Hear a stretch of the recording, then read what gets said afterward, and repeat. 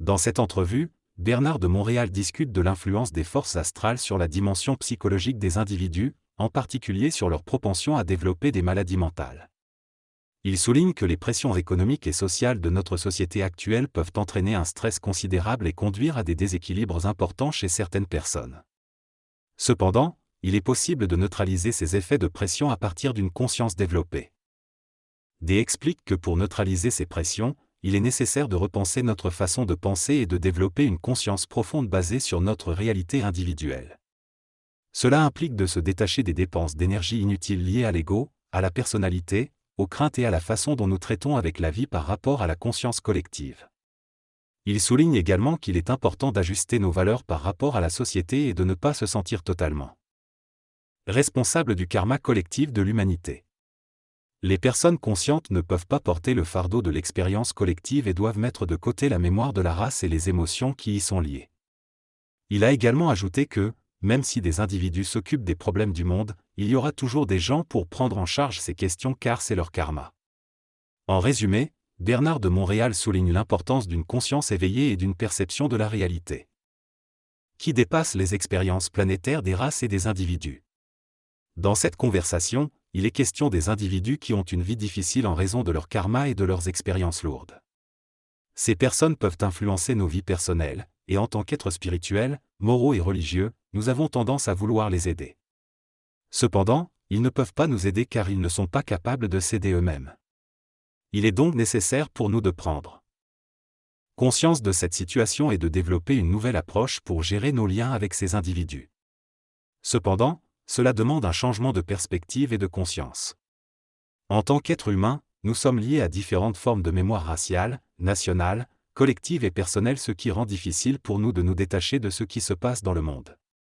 Ces liens sont réels car ils ont un impact sur notre comportement, mais ils sont illusoires dans le sens où ils font partie de notre ignorance.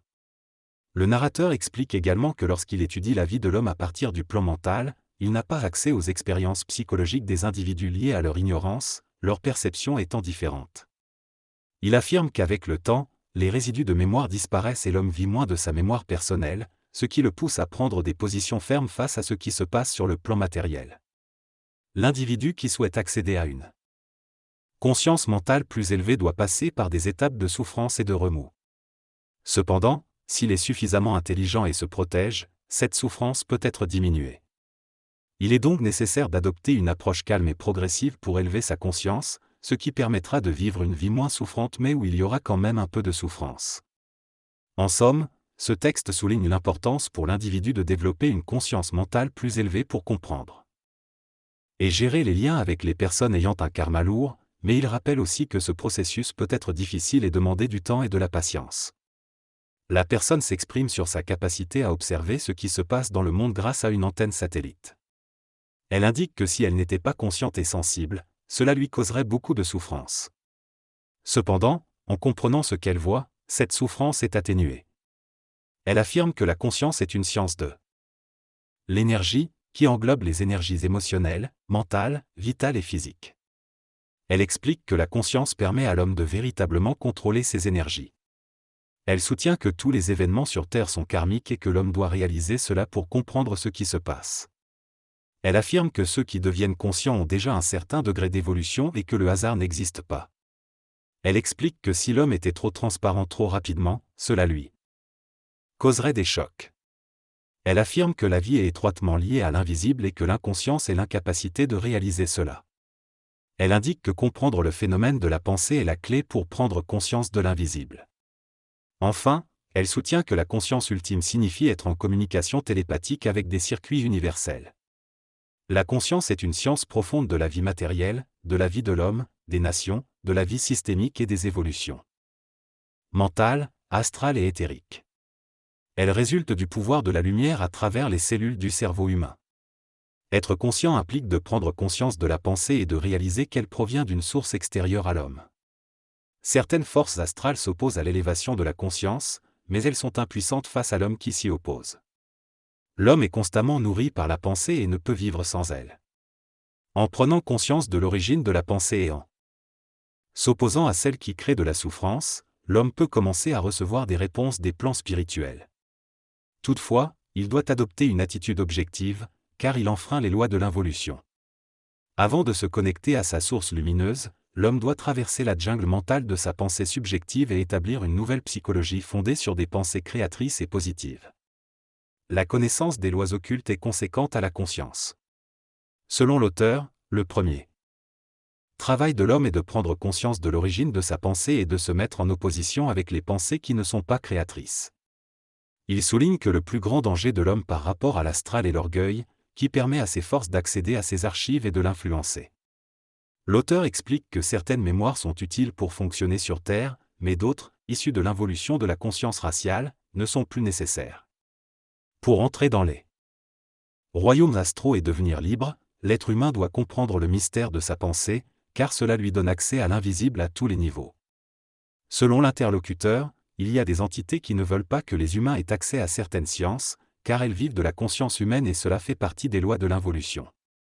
Lorsque les humains commencent à voir clair dans cette situation, s'ils sont orgueilleux, ces entités vont provoquer en eux des pensées ridicules qui peuvent les rendre vulnérables et victimes de leur propre stupidité.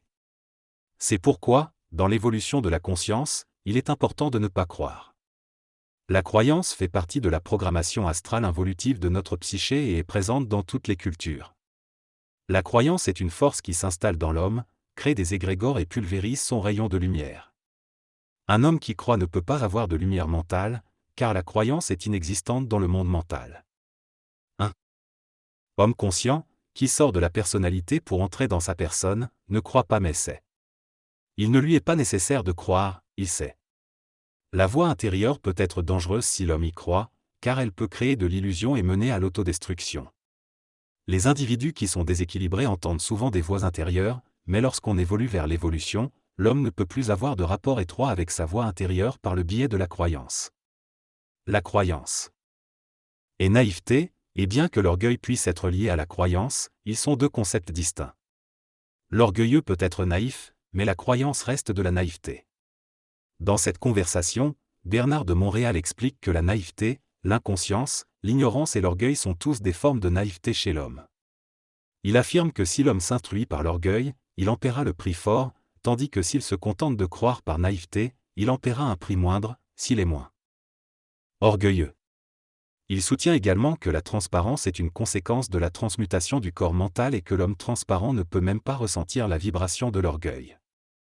En ce qui concerne la croyance, Bernard de Montréal indique qu'un être simple est plus enclin à croire qu'un orgueilleux, car il est plus ouvert à l'invisible. Cependant, il souligne également que croire empêche de devenir intelligent. Il reconnaît que seulement une petite proportion d'individus peuvent être transparents ou lucides, et explique que les interactions avec les autres nous invitent à être orgueilleux ou à croire. Bernard de Montréal conclut en disant que pour ne pas être coupé des autres, il faut traiter ce qui nous est dit d'un point de vue objectif et avoir une certaine réceptivité. Selon Bernard de Montréal, pour comprendre les autres et être réceptif à leur intelligence, il faut aller au-delà de leur personnalité et entrer en synergie avec eux. Il est important de rester neutre. Et de ne pas être ni orgueilleux ni crédule. Si quelqu'un nous vend quelque chose, il faut être capable de ressentir les ingrédients de sa proposition sans pour autant y croire aveuglément. Croire serait comme manger la salade qu'on nous offre, alors qu'il vaut mieux la goûter et l'analyser. Il faut aussi apprendre à confronter nos propres pensées et à les nourrir nous-mêmes, tout en écoutant les autres. L'intelligence se vibre et on reconnaît l'intelligence chez les autres lorsqu'elle résonne avec nous. Dans cette discussion, les intervenants soulignent la distinction entre l'âme et l'esprit. L'âme est vue comme une mémoire qui se nourrit d'elle-même et crée des états d'âme, alors que l'esprit est un principe créateur et une lumière qui met en vibration le plan mental. Cette dualité crée une confusion dans la conscience humaine et limite la connaissance de l'homme. Pour se libérer de ces états d'âme, il faut confronter la pensée et prendre conscience que la pensée vient d'ailleurs. Le processus peut être instantané ou prendre du temps, mais il est essentiel pour reprendre le contrôle sur son âme. Brûler la mémoire signifie reprendre le contrôle sur son âme et individualiser son être en fusionnant avec son esprit.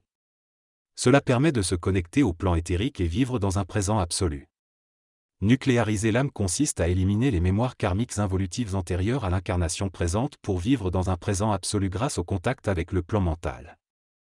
NBDM, les voiles sont une partie de la programmation de l'individu au moment de sa venue au monde. Il cache les vies antérieures et les expériences passées afin de permettre à l'âme de vivre une nouvelle expérience dans une nouvelle époque. Avoir accès de manière trop graphique à ces vies antérieures pourrait être trop difficile à supporter. Cependant, avec l'évolution de la conscience supramentale, il devient nécessaire de comprendre la relation entre la conscience universelle, l'ego, l'âme, et la personnalité. Il faut également comprendre les émotions et leurs conséquences, en les réalisant comme faisant partie de la conscience animale de l'homme. Les émotions peuvent être comparées à la sexualité de l'âme et lorsqu'elles s'enregistrent dans le plan de l'âme, elles deviennent de l'énergie émotionnelle dans l'astral. Dans cette discussion entre Bernard de Montréal, Boulevard M et Daniel Meroy, DM, ils abordent la notion de l'astral et font une analogie avec des rivières.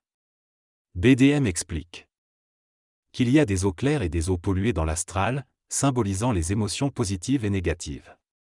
Il souligne que les religions ne sont pas suffisamment occultes, c'est-à-dire qu'elles ne sont pas assez en lien avec la connaissance et la compréhension spirituelle profonde, pour permettre à l'humanité de se libérer de ses propres illusions. Pour transcender la conscience involutive, il faut fragmenter la pensée, c'est-à-dire détruire la valeur involutive accordée à la pensée. BDM précise que dans une pensée supramentale, il n'y a pas de valeur, car un être conscient ne croit pas, il fait uniquement référence aux besoins de la race en évolution. Il explique également que les niveaux de compréhension des mystères évoluent avec le temps et que certaines connaissances scientifiques très avancées feront partie intégrante de la conscience humaine lorsque celle-ci sera éthérisée et morontielle. Dans cette discussion, Bernard de Montréal met en garde contre le fait de croire en des sciences occultes ou en des aspects occultes qui ne sont pas encore parfaitement révélés à l'homme. Il explique que l'homme n'a pas les capacités nécessaires pour travailler avec ces énergies-là. Croire dans des registres vibratoires qui dépassent notre expérience peut être dangereux car notre astralité peut devenir notre propre victime. Les forces astrales, malgré la perception qu'elles sont intelligentes et qu'elles ont accès à des connaissances que nous n'avons pas, sont en réalité moins évoluées que l'homme en fusion avec sa lumière. Les morts, eux, sont des êtres anti-hommes, car ils sont constitués principalement de mémoires cristallisées et n'ont pas accès à la pensée. Seul dans les hauts plans astraux de la mort, l'homme peut bénéficier émotionnellement de leur valeur raisonnable pour transcender la souffrance de son âme incarnée. Cependant, un homme conscient qui est en contact avec ces entités évoluées dans la mort ne peut plus vivre ces registres et crée une révolution tranquille dans le monde de la mort.